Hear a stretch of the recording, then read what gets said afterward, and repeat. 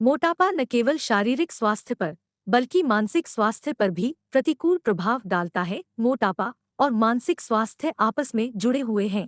मानसिक स्वास्थ्य समस्याएं मोटापे का कारण बन सकती हैं और कभी-कभी मोटापा मानसिक स्वास्थ्य समस्याओं जैसे चिंता और भावनात्मक असंतुलन को जन्म दे सकता है। कोरोना लॉकडाउन में यह समस्या और भी विकराल हो चुकी है। तो आइए आज मिलते हैं नागपुर के सुप्रसिद्ध गिल्लूरकर हॉस्पिटल की मशहूर डॉक्टर कनक गिल्लूरकर शर्मा से हमारे इस खास प्रोग्राम में। मैम नमस्कार। नमस्कार मैम, आज इस विशेष कार्यक्रम में हम आपसे बात करेंगे ओबेसिटी के बारे में। अब आप एक साइकियाट्रिस्ट हैं और ओबेसिटी के बारे में आपसे बात करना थोड़ा डिफिकल्ट जाएगा मेरे लिए, लेकिन मैं जानना चाहूँगा कि ओबेसिटी जो है, मोटापा, स्थूलपन, इसको मानसिक तौर पे हम किस तरह देख सकते हैं? ये आपने बहुत अच्छा प्रश्न पूछा है। पहली चीज़, थैंक यू कि ये अपॉर्चुनिटी है मेरे पास कि मैं आपके थ्रू मासेस तक पहुँच सकती हूँ कि मानसिक हेल्थ, मानसिक आज़ार और ये सारी चीज़ें ओबेसिटी या मोटापे से कैसे रिलेटेड है। क्योंकि बहुत लोगों को इस चीज़ की शायद सुना ही होगी, लेकिन आइडिया क्या है वो नहीं है ओवरऑल। तो थैंक यू फॉर दैट कि मुझे ये अपॉर्चुनिटी है।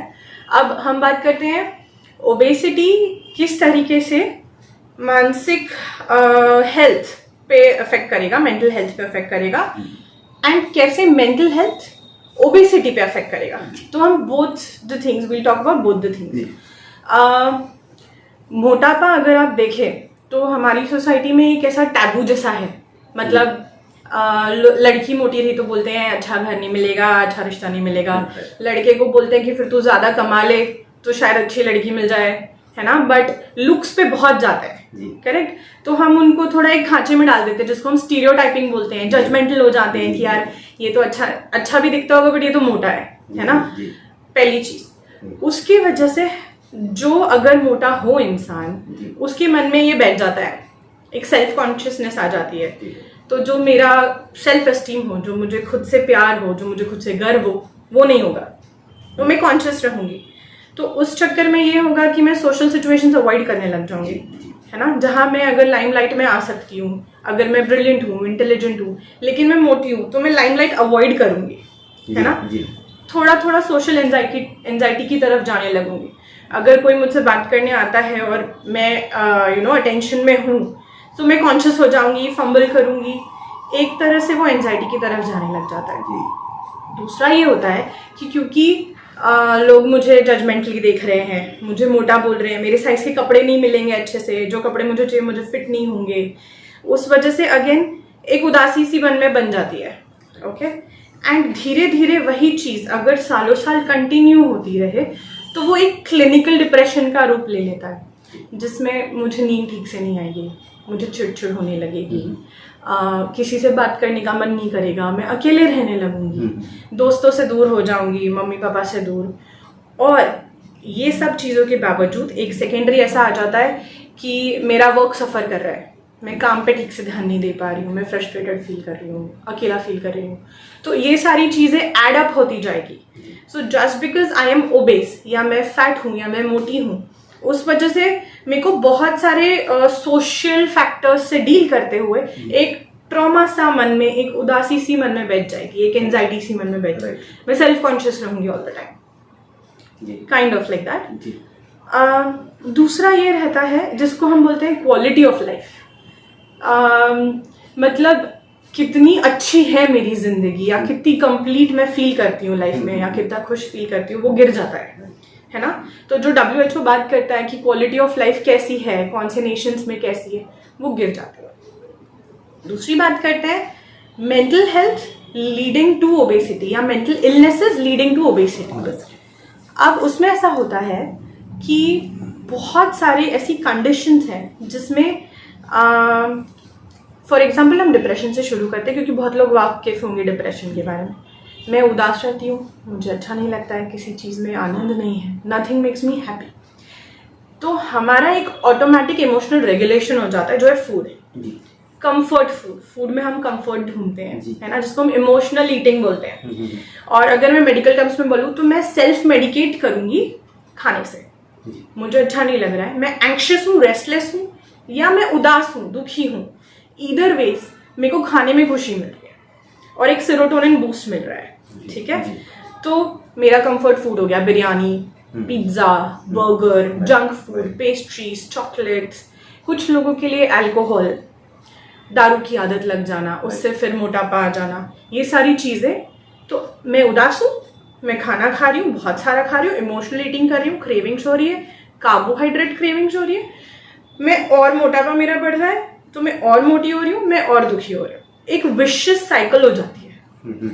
Correct. So if you are depressed और एंग्शियस और आपका फूड क्रेविंग हो रहा है, आप इमोशनल ईटिंग कर रहे हो, वेरी लाइकली कि आप मोटापे की तरफ जा रहे हो, एंड फिर उसमें जा रहे हो तो आपका उदासी और बढ़ रहा है, डिप्रेशन और बढ़ रहा है। ये तो आपने बहुत अच्छे से क्लियर किया मैम। अब इससे उपचार, जो इससे प्रिवेंशन करने का उपचार का तरीका क्या है, क्या चाहिए? ओके, उपचार बेसिकली ऐसे हैं कि सबसे पहले इंडिविजुअल है। साइकाइट्रिक ट्रीटमेंट या साइकोलॉजिकल ट्रीटमेंट आप ऐसा समझिए कि कस्टमाइज्ड है। मतलब जो चीज़ आपके लिए शायद वर्क करे वो आपके लिए नहीं करेगी या मेरे लिए नहीं करेगी। करेक्ट। तो अगर कभी भी आप किसी ऐसी फैसिलिटी में जाते हैं जहाँ पे आपको बता रहे हैं कि हम मोटापा कम करने के लिए हेल्प कर रहे हैं, या हमारे पास डाइटिशियन है, फूड हैबिट्स है, दवाइयाँ हैं जिससे मोटापा कम होगा, बेरियाट्रिक सर्जरीज है, बट अगर वहाँ पे एक मेंटल हेल्थ प्रोफेशनल नहीं है, सो आई वुड सजेस्ट वो फैसिलिटी इनकम्प्लीट है। क्योंकि आपने बेरियाट्रिक सर्जरी कर लिया, आपने मोटापा कम कर लिया, उसके बाद आप फिर से उसी लाइफस्टाइल पैटर्न में हो, आप उसी मेंटल सिचुएशन में हो, सो वो सर्जरी फेल होके आप तुरंत वेट गेन करेंगे। अगर आप वेट लॉस की दवाइयाँ खा रहे हैं, एंड अगेन आप वेट लॉस की दवाइयाँ खा रहे हैं, बट मानसिक तौर पे मैं अभी भी हेल्थ के लेवल पे नहीं हूँ, सो अगेन वो दवाइयाँ कुछ टाइम तक असर करेगी and I will fall back to my old pattern. Same thing, लोग डाइट क्यों नहीं फॉलो कर पाते? हम क्रैश डाइटिंग करते हैं, है ना? तो हमारा मोटिवेशन क्या है कि मैं अच्छी दिखूं। करेक्ट। तो बाहर की दुनिया यानी एक्सट्रिंसिक मोटिवेशन है कि लोग मुझे कैसे परसीव कर रहे हैं, मैं उनको अच्छी लग रही हूँ क्या। वो कुछ लोग हैं जो इंट्रिंसिकली मोटिवेटेड रह सकते हैं, मतलब अंदर से मुझे हेल्दी रहना है, मेरा दिल फिट होना चाहिए, मेरी लंग्स फिट होनी चाहिए, मेरी बॉडी हेल्दी रहनी चाहिए, वो इंट्रिंसिकली आया। So to increase that intrinsic motivation हमारे पास काफ़ी सारी थेरेपीज है और ट्रिक्स और टैक्टिक्स है जो साइकोलॉजिस्ट, साइकाइट्रिस्ट आपको डिक्टेट कर सकता है, आपको हेल्प कर सकता है वो समझने में कि मैं मेरा अंदर से मोटिवेशन कैसे बढ़ाऊँ। अगर आपके पास वो मेंटल हेल्थ फैसिलिटी है विथ दैट इंस्टीट्यूट जो आपको हेल्प कर रहा है मोटापा लॉस करने में, तो पहला एक स्टेप ये होगा कि वो साइकाइट्रिस्ट आपसे बात करेगा। पहले मैं देखूंगी कि क्या आप सही में डिप्रेस्ड है, या आप एंग्शियस है, या कोई और मेंटल हेल्थ डिसऑर्डर है जिसे बहुत सारे लोगों को पता नहीं है, बट बिंज ईटिंग करके एक डिसऑर्डर होता है जिसमें लोग हेल्प नहीं कर पाते but they keep bingeing on foods. तो ये सारी चीज़ें रूल आउट होनी चाहिए बिफोर आई से कि अगर आप मेंटली इल हैं और फिर आप इस चीज़ के लिए जा रहे हैं लेकिन साइकाइट्रिक हेल्प नहीं ले रहे हैं, आपको ट्रीटमेंट में बेनिफिट नहीं रहेगा। तो फर्स्टली मैं रूल आउट करूंगी कि आपको कोई तकलीफ है या नहीं है। मैं ये देखूंगी कि क्या वो मोटापे की वजह से आपको तकलीफ है कि वो तकलीफ की वजह से मोटापा है, जड़ कॉज क्या है। तो पहले मुझे वो जड़ ठीक करना होगा, उसके लिए दवाइयाँ हैं, उसके लिए साइकोथेरेपीज है, and then again to increase your intrinsic motivation कि आपकी कंसिस्टेंसी बनी रहे, आपको जो डाइट दिया जा रहा है आप फॉलो कर पाओ, आपको जो एक्सरसाइजेस दी जा रही है, आपको जो शेड्यूल है वो आप फॉलो कर पाओ। उसके लिए there are so many mental tricks to help you stay on track. So it is very important, it's a mixture. जी मैम, अगर बात करें आज के समय में एक निग्लिजेंस का बहुत बड़ा वातावरण है, समाज क्या कहेगा, लोग क्या कहेंगे, मोटापे के लिए डॉक्टर के पास जा रहे हैं, हम डाइटिंग कर रहे हैं और साइकेट्रिस्ट के पास जा रहे हैं, तो इनडायरेक्टली ऐसा सोचा जाता है कि साइकेट्रिस्ट तक नौबत आ गई तो पागलों के डॉक्टर के पास जाना पड़ रहा है। तो ये जो सोच है, ये जो लोगों की सोच है, इसको क्या कहेंगे? ये आपने बहुत अच्छी चीज़ बोली है क्योंकि मैं ऑलमोस्ट एवरीडे इस परसेप्शन से फाइट करती हूँ कि अरे आपके पास तो पागल वाले पेशेंट्स आते होंगे या आपके पास तो ये आता होगा। लोग ये नहीं जानते हैं, अभी तक वो उन तक पहुँचा नहीं है कि साइकाइट्रिस्ट क्या क्या चीज़ों से डील करता है। एंड अगर आप साइकाइट्रिस्ट के पास ज़्यादा पागल हो, ऐसा नहीं है, या पतला होने के लिए या मोटापे की हेल्प लेने के लिए डॉक्टर के पास जा रहे हो तो आप फेलियर हो लाइफ में, एब्सोल्युटली नॉट। अगर मैं किसी तकलीफ में हूँ तो मैं मदद ले रही हूँ। मेरे को प्लम्बिंग नहीं आती है तो मैं प्लम्बर को बुलाऊंगी घर में, है ना। मुझे इलेक्ट्रिशियन का काम नहीं आता है तो मैं प्रोफेशनल को बुलाऊंगी। हाँ, मुझे समझ है कि मेरे लिए क्या सही है क्या गलत है, बट अगर उसके आगे ऐसा होता है कि मैं उस सोच से बाहर नहीं निकल पा रही हूँ, मेरे फॉल्टी थिंकिंग पैटर्न्स हैं, या पास्ट में मुझे कुछ ट्रॉमेटिक इवेंट हुआ है, कोई तकलीफ हुई है, मैं उस चीज़ से नहीं निकल पा रही हूँ खुद से, तो मैं एक प्रोफेशनल की हेल्प क्यों नहीं लूँगी? करेक्ट। अगर मेरा बॉडी इंसुलिन नहीं बना रहा है और मुझे डायबिटीज़ हो रहा है तो मैं इंसुलिन के इंजेक्शन लूँगी, मैं दवाइयाँ लूँगी। सेम वे मेरा ब्रेन सेरोटोनिन नहीं बना पा रहा है, डोपामिन नहीं बना पा रहा है, केमिकल्स है जो गिर रहे हैं लेवल्स में, तो उसके लिए बढ़ाने के लिए मैं दवाई लूँगी। तो वो दवाइयाँ ऐसी नहीं है कि आप पागल हो गए। करेक्ट। हर चीज़ की एक कारण है। आपको दमा है, आप अस्थमा के लिए ट्रीटमेंट ले रहे हैं, सेम वे। मैम, अगर हम गिलोटन हॉस्पिटल की अगर बात करें तो यहाँ पे मानसिक रोगों के लिए या मानसिक समस्याओं के लिए कौन कौन सी फैसिलिटीज़ आपके द्वारा यहाँ अवेलेबल है? ओके, फैसिलिटीज़ ऐसी है, अगेन जैसे मैंने कहा कस्टमाइज्ड। सो हमारे पास ट्रीटमेंट के बहुत सारे ऑप्शंस है, जैसे कि मानसिक रोग बहुत सारे टाइप के हैं, है ना। अडल्ट के अलग रोग हैं, सेक्स संबंधी रोग हैं, किसी को नींद नहीं आती है, किसी को दारू छोड़ना है, वो सारी फैसिलिटीज़ हैं हमारे पास। बच्चों के लिए पढ़ाई में हेल्प नहीं कर पाते हैं, बहुत सारे बच्चे पढ़ाई में ध्यान नहीं दे पाते हैं, कभी लर्निंग डिसेबिलिटीज़ है, कभी किसी बच्चे को बुली किया जा रहा है स्कूल में, बच्चों में भी डिप्रेशन का प्रमाण बढ़ रहा है, इंटरनेट एडिक्शन हो रहा है, फ़ोन का एडिक्शन हो रहा है, गेमिंग एडिक्शन, बहुत सारे ऐसी कंडीशंस हैं जो माँ बाप डील नहीं कर पा रहे, समझ नहीं पा रहे। बहुत सारे घरों में तकलीफ हो रही है, मम्मी पापा अगर डिवोर्स ले रहे हैं, अलग हो रहे हैं, या तकलीफ़ें हैं, बच्चा नहीं डील कर पा रहा है। ये सारी चीज़ों में हमारे पास गाइडेंस, ट्रीटमेंट ऑप्शंस सब अवेलेबल है।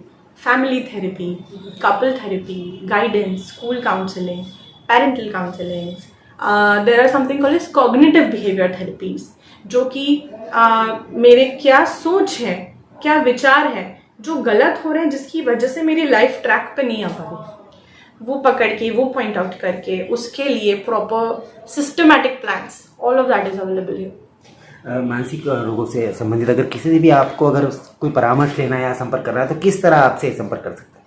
ओके, रिसेप्शन का नंबर है, ठीक है, मेरा पर्सनल मोबाइल नंबर मैं देती हूँ पेशेंट्स को। इंस्टाग्राम पे मेरा पेज है mindovermatter.clinic, जो मेरे क्लिनिक का नाम है, and as the name suggest, हमेशा मन फिर शरीर। एंड सेम फेसबुक पे सेम कनक गिलोटकर शर्मा के नाम से मेरा पेज है, आप मुझे वहाँ पे फॉलो कर सकते हैं, कनेक्ट कर सकते हैं, जो क्वेश्चंस है मुझे पूछ सकते हैं। एक आखिरी क्या मैसेज आप वर्ल्ड ओबेसिटी डे के ऊपर जनता को देना चाहेंगी? ये बहुत अच्छा पूछा है आपने, क्योंकि बहुत सारे मैसेजेस है जो मैं देना चाहती हूँ, पर सबसे इम्पोर्टेंट मैं ये दूंगी कि अगर आपको ये महसूस हो रहा है कि आपको मदद की ज़रूरत है, तो आप ये मत सोचिए कि लोग क्या कहेंगी, दुनिया क्या कहेगी। आप ये ध्यान रखिए कि आपको लग रहा है मदद की ज़रूरत है, तो आप हाथ बढ़ाइए, मदद हमेशा आगे है, क्योंकि दुनिया का सबसे बड़ा रोग क्या कहेंगे लोग, तो उससे छुटकारा पाइए। Thank you ma'am.